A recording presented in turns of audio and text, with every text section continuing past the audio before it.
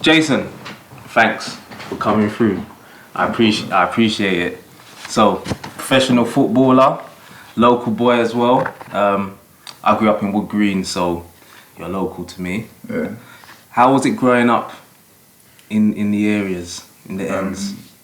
Tottenham's always, obviously, as you know, been a rough area, but my parents always kept me grounded and they were strict, so I never really got caught up in anything. Yeah.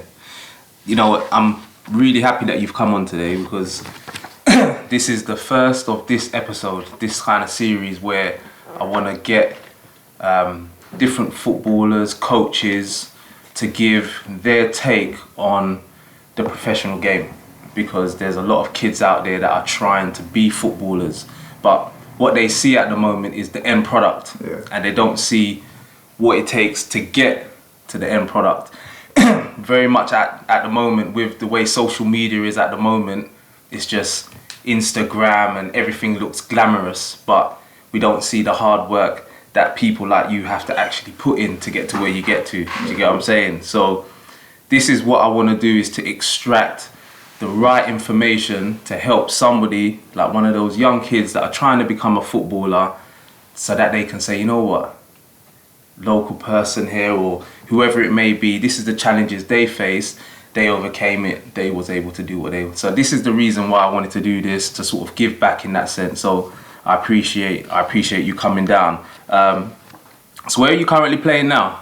At Braintree, Conference South. Okay. Braintree Town, yeah. How long have you been there at the moment? I just signed in pre-season, so first season here, yeah. So how's it going at the moment? Yeah, it's going really well, to be fair. We're doing well. It was a team that at the start of the season they said we wouldn't, but we're kind of defying odds, and with a good manager and a good group, we're doing well. Yeah, okay. So if we was to take it right back to the very beginning, where it all started for Jason Banton, where would you say, what was the beginning part, that early memory that you have of playing football? The earliest I remember was maybe age 4 or 5, playing over Bulldog Farm. Okay. With Clashwood Sterling. Okay. Yeah, Clashwood was, and Bulldog Farm was where it all started for me, over at the community centre. So you're from round there, that way, yeah? Yeah. Okay. And were there a lot of other, I'm guessing there's a lot of other people there playing football Monday, especially school holidays, always playing and all of that? Is that what it was like them days? Yeah, literally just every day. Obviously we had set training days for Clashwood at Bulldog Farm, but we were playing football every day, any chance we had. Okay, so were there any footballers when you was younger that you sort of looked up to? Because I know when I first started watching football, Dalian Atkinson, that used to play for Villa, was the player that I used to look up to. And then it was Ian Wright at Arsenal. Who was sort of players that you looked up to? Probably the first player I'd say that I really got to know, and it was on a personal level, was Jude Sterling. He was Clashwood Sterling's son. Okay. He was a scholar he was a schoolboy at Spurs at the time. All right. And literally, obviously, he was the first player. Like, obviously, we see players on the TV. I didn't really get named to face and that, but Jude was someone direct. He was Clashwood's son that used to come back to the farm and show his face and join in with the boys still. So he was the first person I thought, like, wow, this could really happen to me if I, put my head to it. So did you always know in your mind at that age that you were good, or was it just that you just loved playing football? Honestly, we always were as a good group together, Bulldog Farm, like, we were successful at every age. So it was almost like I just was enjoying it at the time. I didn't really think, oh, I'm exceptional, because I wasn't doing nothing out so exceptional. Because, like I said, we had very good players, so everyone was on the same wavelength. We was beating everyone every week, so it wasn't really like, oh, me alone was, being exceptional with everyone together. So would you say then that everybody being like on that level kind of helped you progress and push you?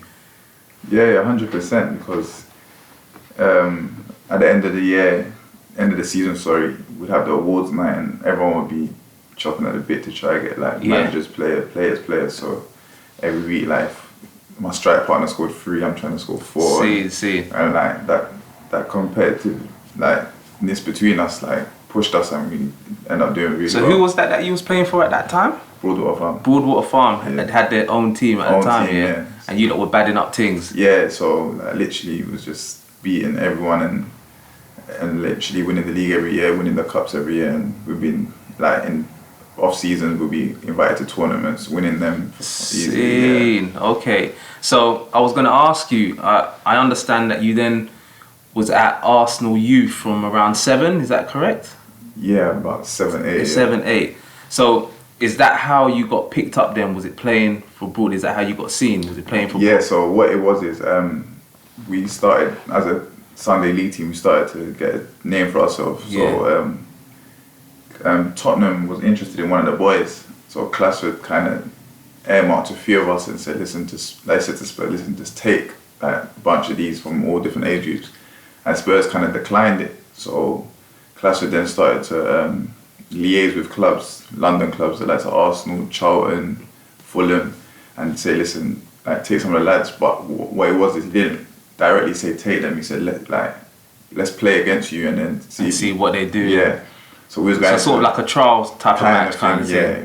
So we was going to places and we was beating the likes of Arsenal, Fulham as a Sunday league team. Raw. So that's when Arsenal really started to take interest, and I had a 6-week trial. There was a few of us that went. I had a 6 weeks trial, and that's where that all started. Okay.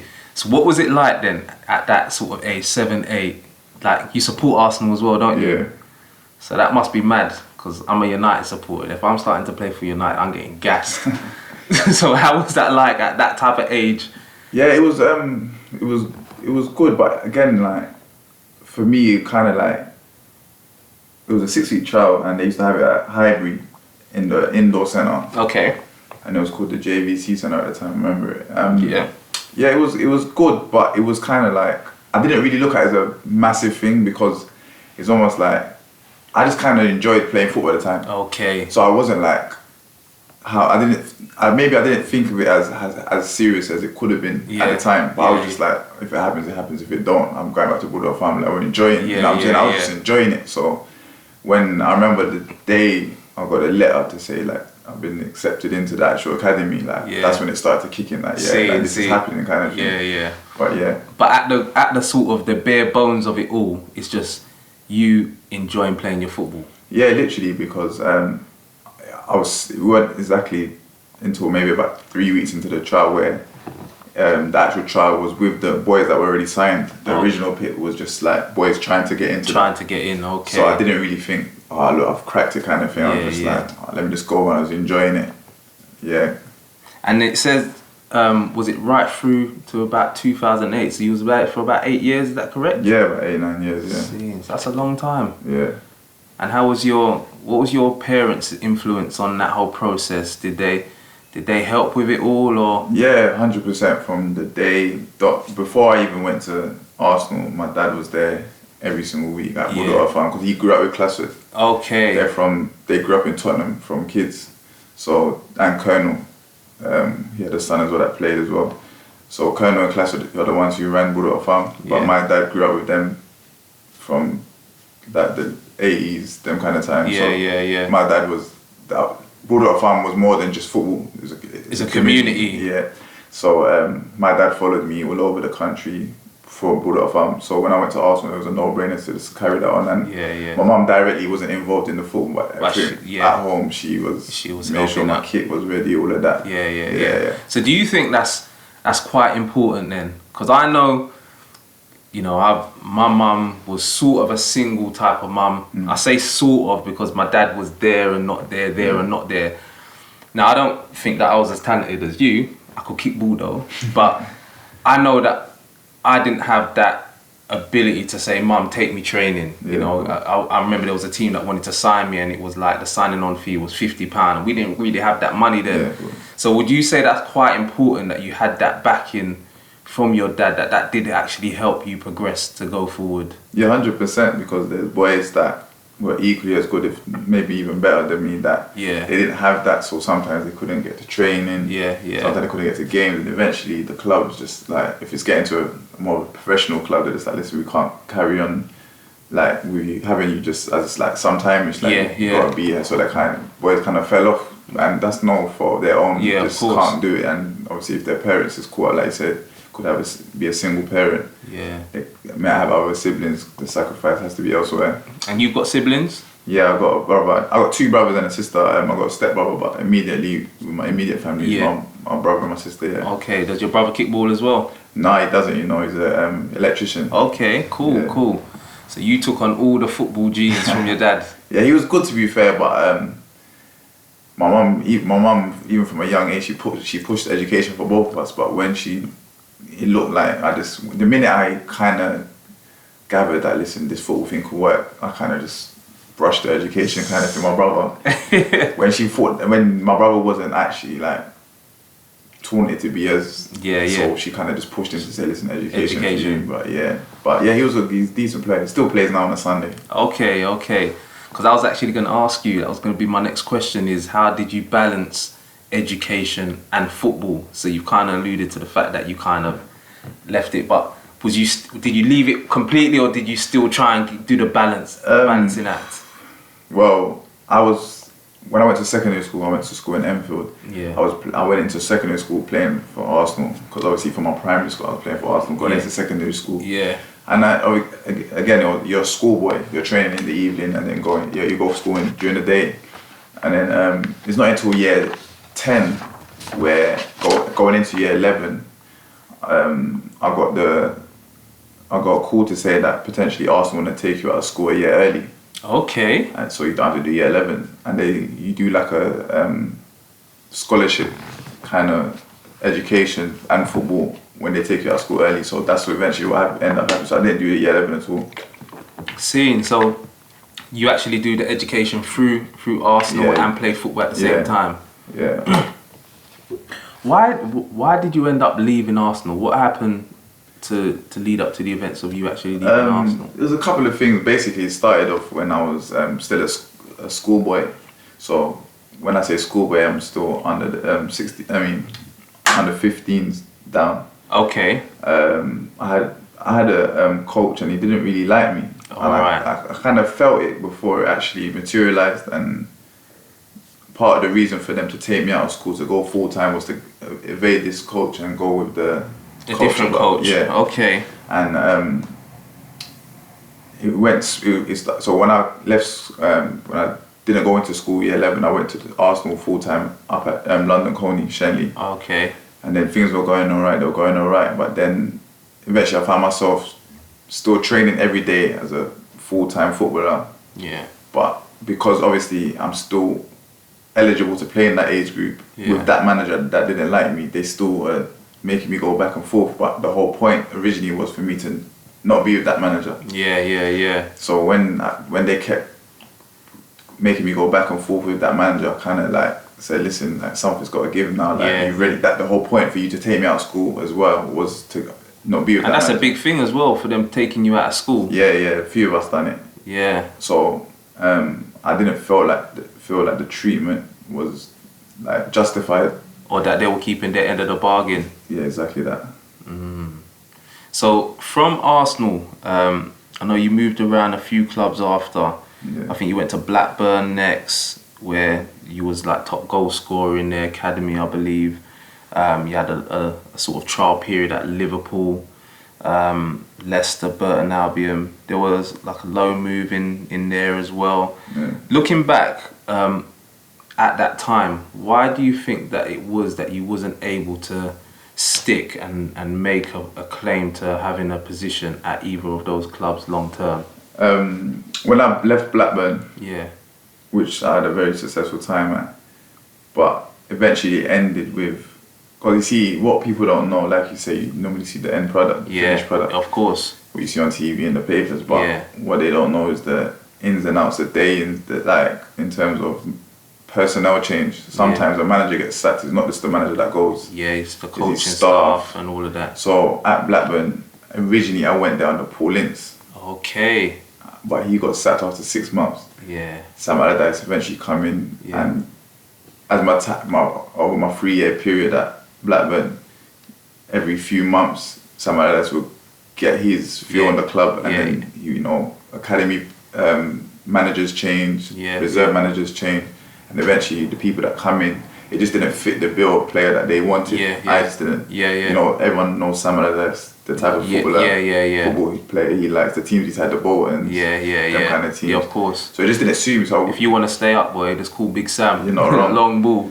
So I knew one of my friends was at Liverpool at the time, Michael Nagu, and the minute I terminated my contract with Blackburn, so the minute that I got terminated, Liverpool were interested, and I couldn't sign because the way the transfer window is if you terminate a contract outside the transfer window, you can't sign nowhere until the next transfer window. Next one. Once you're a pro. I was a pro at the time. I turned pro at 17. So for argument's sake, if your contract finishes, if you terminate it between January the 1st to January the 31st, you're available to leave on a free, go anywhere. But if you do it February the 1st, you're not allowed to go nowhere until June the 1st on the next transfer window. All right. So I had to stay training with Liverpool. I maybe, don't quote me on this, but I maybe terminated my contract maybe October. So I had to basically train for 6 weeks with Liverpool. It wasn't a trial, it just kept me fit until I could actually sign that January. Type thing, Okay. And also you played in the MLS. No, you see, that's where things get mistook. Okay, so break it down for us. What happened? When I was at Liverpool, I had a team. They're not. They folded. The team folded now, but it was a team called Chivas USA in LA. Okay. They were in the MLS and they were interested. So Liverpool gave me permission to fly out there because they had American owners. I think they still got them to the day. Yeah. That's right. So there was connection for a few boys to go out to the MLS that weren't really getting game time because at Liverpool, great club, but the numbers of players that was there was unbelievable. I can imagine. And the reserves. So when the opportunity came about, I wasn't really playing much. So I thought, you know what, I fancy it. I'll go out and see what it's saying. So I went to Chivas USA, trained there. They offered me a contract, but it wasn't really worth what I felt I was valued. So I declined it. Came back to England. And end of that season, my contract was finished at Liverpool. Okay, and how old was you at the time, roughly? About 18, 19. Okay, would you say that not enough British players go abroad? Yeah, 100%. Yeah, 100%. Why do you think that is? I just think it's the culture. Yeah, the culture. Because if you look at how rated English players are, and on the foreign market, it's ridiculous. Like, just a quick example, Chris Smalling ain't getting the game at United and he goes to one of the biggest clubs in Italy, Roma. It's true. That's because, the English players are just rated. That's just how it is on foreign. So it's just, but on the flip side of it, it's just the same as in England, all the foreign players are rated. So I just think it's just a culture. Like foreign players, I noticed playing with foreign players, they got more hungry. They're like more hungry to succeed. English players, they're more want to be in their comfort zone. Yeah, I think that needs to change going forward to help with the England national team personally. Yeah, because even I remember when Jack was going on loan from Arsenal. Yeah. He had the option of going to Roma and he went to Bournemouth instead. You see it there? Yeah. And you look at Ramsey now. You're playing at was it Juventus? Yeah. And I know Owen Hargreaves. You've got Jadon Sancho. There's a few players that have done it, and it's actually helped them. Yeah. 100%. Like you look at even the Chelsea youngsters. You got Chelsea youngsters that's never played a game in their life for Chelsea, and they're getting loans to like the Dutch first division, the German, like Chalobah, Napoleon Chalobah. He played like a few games for Chelsea, not too many. At the time when he went to Napoli, Napoli's one of the biggest teams in Italy, and he went there on loan.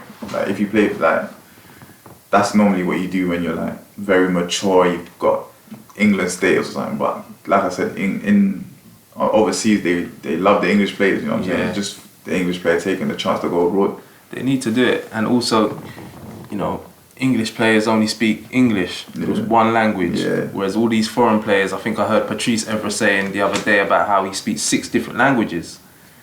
That can only help you, especially when you're in and around a team of different personalities, different languages and stuff. So, yeah, man, I think go and gain that experience, So, yeah, I know you went to MLS, it didn't quite work out, but it's good to hear that your take on it is that players should definitely go abroad a little bit more. You came back to England, and I think did you then go to Crystal Palace? Crystal Palace, yeah. And you played in the FA Cup. Yeah, under Ian Holloway, FA Cup. That was my debut. Yeah. How did that go? Yeah, it was good. To be fair, I was on the brink of it. Like you got 23s. You got the first team. Ian Holloway. Originally, I signed for Jamie Fullerton. He was my under-23 manager. He was Scottish guy. Yeah. And Dougie Freeman was the first team manager. Scottish. They played together at Palace. Okay. In their playing days. And again, like I said, managers is a domino effect sometimes. When a manager leaves, Dougie Freeman ended up leaving to go to Bolton. Okay. At the time, Palace were higher in the division than Bolton in the Championship, but Bolton had they had more ambition, bigger budget. Yeah. So when they came calling, Dougie Freeman went and he took all his staff with him. And Jamie went with him. So I kind of thought, here we go again. But Ian Holloway came in and he took a liking to me, really liked me. He promoted me to the first team. I was training with him every day, made the bench quite a few times. Yeah. And then when the FA Cup come around, he gave me my debut against Stoke. Yeah, against Stoke. So how did that feel? Because obviously you've been, as you said, you thought, here I go again. And then Ian Holloway takes a liking to you and you're playing in the FA Cup. What was it like to play in that type of game? No, that was... that's probably the most confident I've been in football. Okay. Believe it or not, in terms of just like when a manager's really like, here's your chance kind of, because like you see it happen all the time, but you just, are you really gonna get that opportunity? Yeah. But I remember Ian Holloway telling me the day before, like, you're gonna be in the matchday squad. And from there I just thought, this could really happen, and then I was buzzing when I did come on. So does he call you into the office, or does he just pull you aside in training and say, tomorrow you're going to be on the match? No, he was just open about it, like, okay. There was no secrets, there was no one-on-one to it, just said, like, just be ready for tomorrow kind of thing. So, that's when I was like, wow, like, this could really happen kind of thing. And did you start, or did you come? No, I came on, yeah. Okay. Do you remember any of the players that were playing then? I think I came on for Zaha. Okay. Zaha. Balassi was playing. Yeah. They had Michael Owen, Peter Crouch, Charlie Adams, so they had a few players, yeah. Stoke did, isn't it? Yeah, they were Premier at that time. So what are you saying about Zaha and Balassi though? Were they cold? Yeah, cold. Yeah. Cold. Serious? Yeah, next level. Yeah. Yeah, like, for me, I remember I had a loan to Plymouth. Yeah. I can't even remember what year it was now, like, but it was a year where the World Cup was going to be the next year, I think, or 2 years time, and I was telling these man, listen, Zaha's going to go to the World Cup with England. These times, I don't think he made his debut at the time for England. Okay. I think he was still playing 21s. Yeah. I was like, listen, he's going to World Cup. And as an Arsenal fan now, would you have liked to have seen him sign for 100%. Arsenal this year? 100%. Yeah. Facts. But, Palace were being tight with what they wanted, and Arsenal ain't got that. They didn't have it, did they? Nah. Yeah, for me, I love watching Zaha play. I personally think if he was signed instead of Pepe, and I'm not saying Pepe ain't going to come good, but Zaha is that instant impact, knows the Premier League, and for me, in a few of these games, he would have torn some teams apart. Facts. And what's happened to Yannick Balassi? Is it injuries that's kind of killed him a bit? Yeah, so... Because for me, I know there's some players that you think they might be overrated or whatever. For me, Yannick Balassi was cold. Yeah, Yannick cold.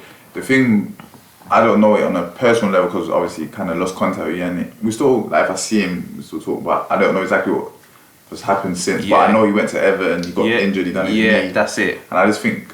And it's since then, I think the managers have changed who brought him in. Yeah, that's true. New manager. So it's that new manager effect that we've been speaking about. And now he's on loan at Sporting Lisbon. Is that where he is? Yeah. Okay, so I didn't know that. Yeah, he's on loan at Sporting Lisbon. Okay, so that's good for him. Yeah, he scored the other day in the Europa League. Wicked. Oh, that's good to hear, man, because as I said, I rate Yannick. Yeah. And you mentioned Plymouth. I've had a look into your sort of history. Now, would I be right in saying that at Plymouth you had some of your best times? Yeah, would I be right in saying that? Yeah, 100%. Plymouth's probably the club up until now that I've definitely enjoyed it the most. Yeah. We had a very good team, very good manager, John Sheridan. And he just breathed confidence. Yeah. And he just like let you go out and play. he's not one of these managers. Oh, we're playing against Doncaster this week. They play 4-3-3. We have to adjust to them. And then Tuesday we're playing against Bolton. They're playing 4-5-1. He was just like, listen, I've got my team. Whatever formation they bring, we're good enough to solve it and beat them. And for me, I don't. Till this day, I've not played for a better manager. Yeah. Oh, that's sick to hear. Because would you say that the manager's influence on a team is huge, or do you say that it's the player's responsibility to go out there and play? No, it is definitely the player's responsibility to go out and play once you cross that white line. But before that, it's the manager that puts everything together. So you got to, like, as a manager, for me, the best managers that I've played under and even watch in football is the players that know how to manage. Yeah. So they know that, okay, Jason, he might need an arm around his shoulder. Yeah. Whereas Socrates, you can bollock him and he's going to get a reaction. Yeah. You know what I'm saying? Where you got some managers, they just think one way works with everyone, and it's not, because everyone's different. You know what I'm saying? Yeah. Like, you're not going to, like, roll it, Neymar and get a reaction, you know what I'm saying? Yeah. He needs a little, come and just do a bit better. Like, I know when you got it in you kind of thing, whereas Roy Keane, you don't need to give him arm around the shoulder, you get me? So would you say that you was an arm around the shoulder player? 100%. Like, I'm a confidence player, you know what I'm saying? So I rate you for saying that, because some man will try and come up here and be all like, nah, tell me anything. I think, because I know I was a confidence player. I'm an arm around the shoulder manager saying, yeah, you're the man. And then I know I'm going to go out and do the thing. And that's one of my arguments a lot in football, is that for me, it's just I relate football to a working environment, and that you've got to be happy playing your football, happy in your job to get the best out of you, and it's down to the manager for me to do that. Now, don't get me wrong, as a player, as you said, when you cross that white line, it's your responsibility. If the manager's done everything that he can do, you have to fulfill your end. But I think a lot of the time, managers are not doing what they need to do, and then the players can sometimes take the flak for it. So I see some of the goals that you scored for Plymouth as well. You're not a bad finisher, are you? Yeah, not bad. To be honest, I'm right foot, but I scored a majority of my career goals with my left foot. So I see you with, keep calm and pass to Jason Banton. And I see you scoring a few goals, and I was going to ask you, because you just said there that you're right footed, but you scored a few goals with your left foot. Yeah.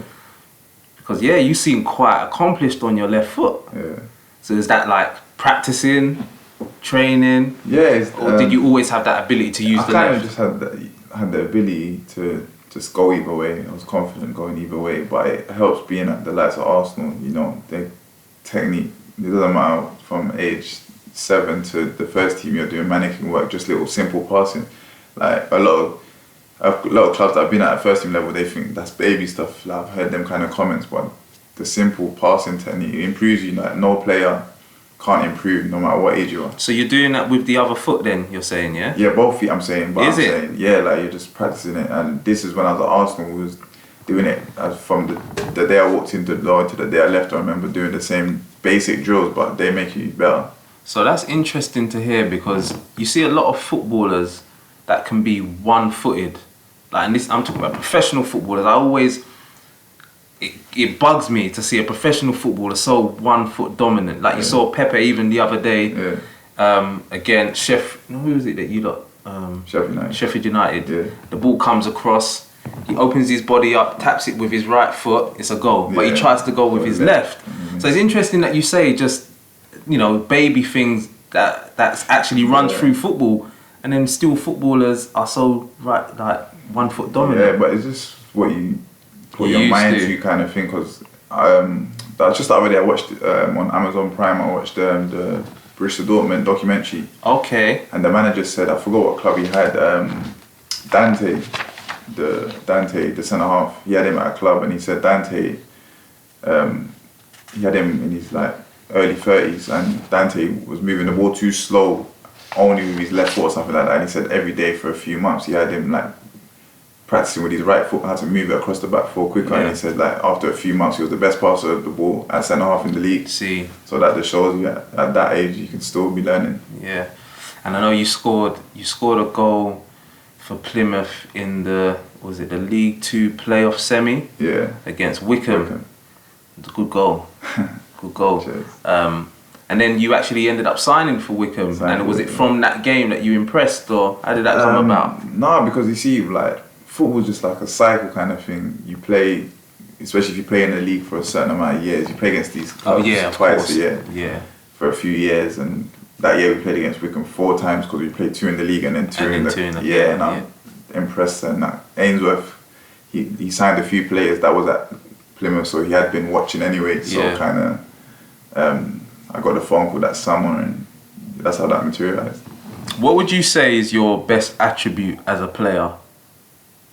I'd probably say it's changed now. I would have said that it probably was like one-on-one. Yeah, like can beat a man. I still can do that, but I kind of adapted to playing more. I started off as a striker as a kid. Yeah. Moved out to the flank, and now I play like just behind the striker. So it's just like kind of being intelligent. So I'd just probably say like just my ability to just ball retention, kind of. Yeah. Don't really give it away much, I'd say. Cool. With obviously you've been out on loan a few times. Yeah. What is that process like? Like when you get called into the manager's office and you have a conversation with them and he says, "This is what we're looking to do." How does that process? What happens, and how does it feel when you're going out on loan? I'm trying to think. It all depends on where you are in your career. Oh, okay. But, argument's sake, Palace, Ian Holloway called me and said, "I want you to go out on loan." That's because he wants me to go gain experience. And then come back. Last year now, I was signed for Torquay under one manager. He then gets sacked. A new manager comes in and he's just saying he's got players in that position that he's like, you need to go out. You're not going to play for me, kind of thing. So it all depends on the situation at the time. You know what? I think that's very, very interesting, and I'm glad you've explained that, because I don't think that gets highlighted enough in football. The fact that, because I think it's clear that managers take a lot into certain players, you know, at all levels. And then when that manager goes, effectively you talk about a manager coming in and saying that he needs 2 to 3 years to build a team. And that 2 to 3 years involves getting the players out that you don't want and getting new players in. Yeah. And so there's inevitably going to be casualties. So, it's quite interesting. But with that said, you know, you've got a lot of players out there that you know, they'll go out on loan or they'll get their contract terminated at one club and then they'll just disappear. Of course. You've managed to keep finding clubs. So for me, that tells me a few things, that you're talented and that you're effectively mentally strong as well. What do you reckon? Why is the reason that you keep finding clubs?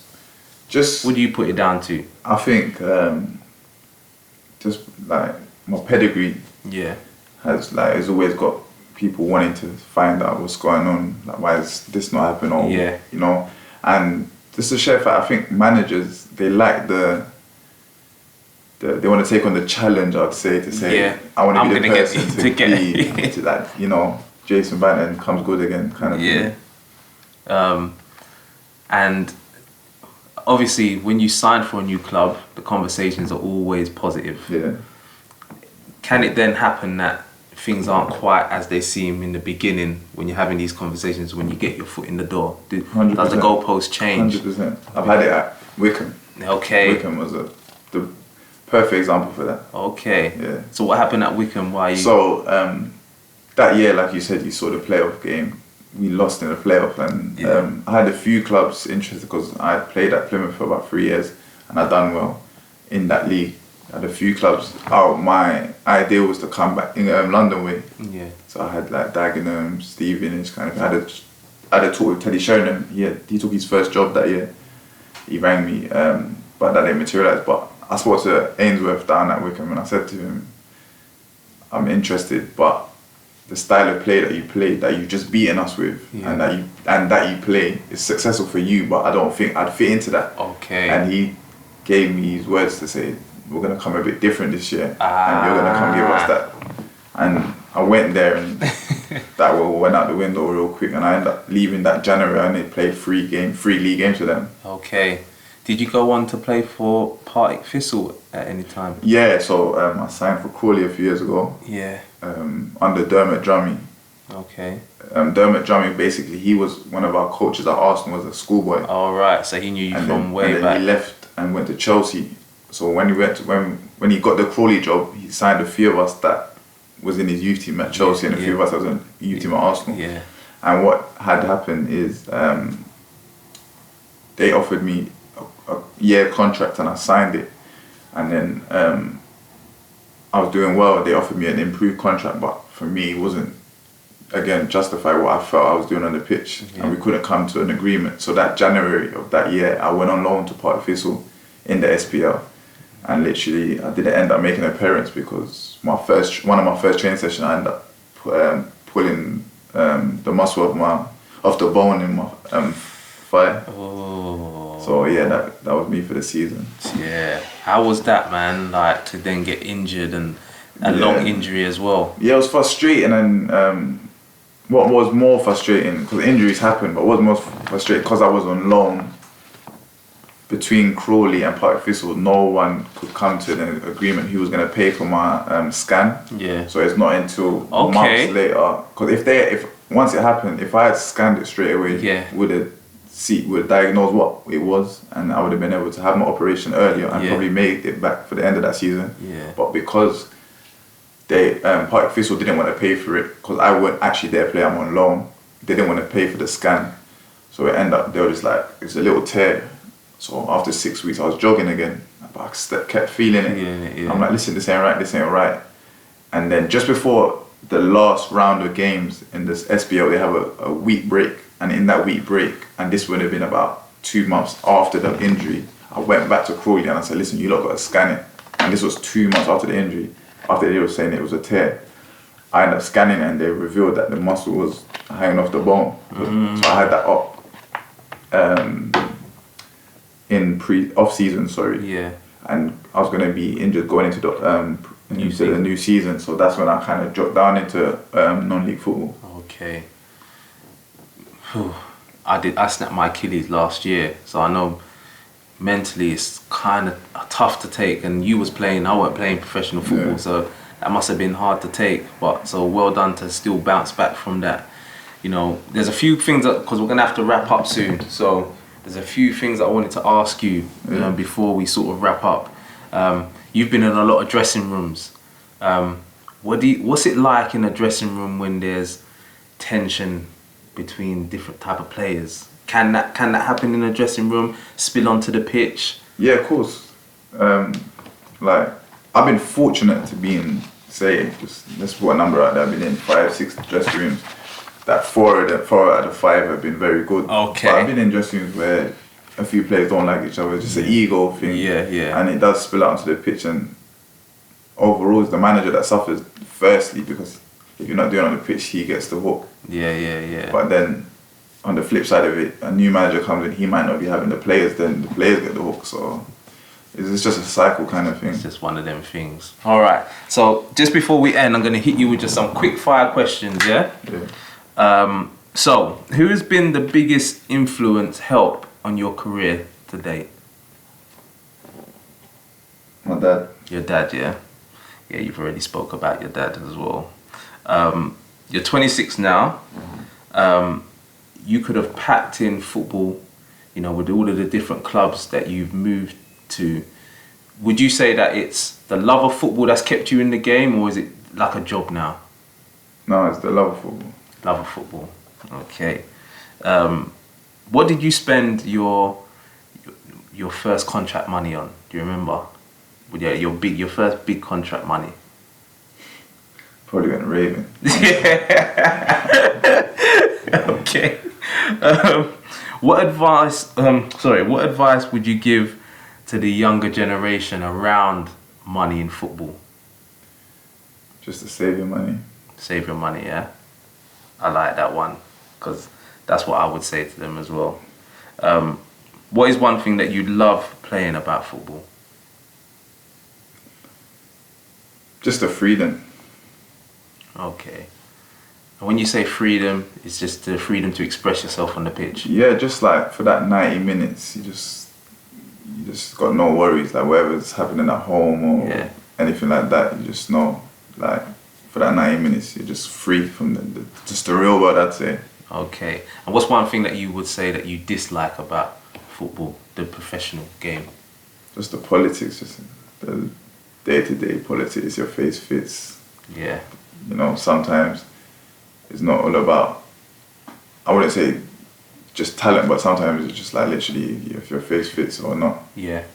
So that, again, that work environment sort of thing that I like in football too, that actually does happen in football as well. And one more thing I'd say I dislike is just how the turnover of like managers, for argument's sake. Yeah. You sign for a manager, he signs a 3-year contract, but within the 6 months he could be gone. For me, it's too up and down. Okay. What was the highest point of your career so far, would you say? Playing for England. You played for England? Yeah. Schoolboy, under 16. Under 16. Scoring on my debut. And you scored on your debut? Yeah. Amazing. Yeah. Amazing. How many times did you play for England? About maybe 15 times over the age groups of 16 to 18. Yeah. Yeah. See, that's it. Big up for that. We're not finished yet. I just wanted to shake your hand. That's big, man. What would you say is the lowest point in your career? The injury. The injury. Because it's the most serious injury I ever had, and it kind of... It set you back? It set me back to drop down to these kind of things. Yeah. What advice would you give to a 10-year-old Jason Banton? Just keep enjoying it. Yeah. Don't take it too serious. And if we was to fast forward a few years, what does life after football look like for Jason? Have you thought about that? Yeah, I've thought about it. I'm currently doing a bit of coaching. Okay. But I think overall, I could potentially get into some agent work, because I've got a few, playing for these clubs, you know, you meet a lot of people, I've liaised with a lot of people. So yeah, I'd say potentially one of the two. Okay. Well, you know what, Jason, it's been an absolute pleasure to meet you, to interview you. I thank you for coming down and also giving me the opportunity, because I said you're the first of many that's going to be on this show.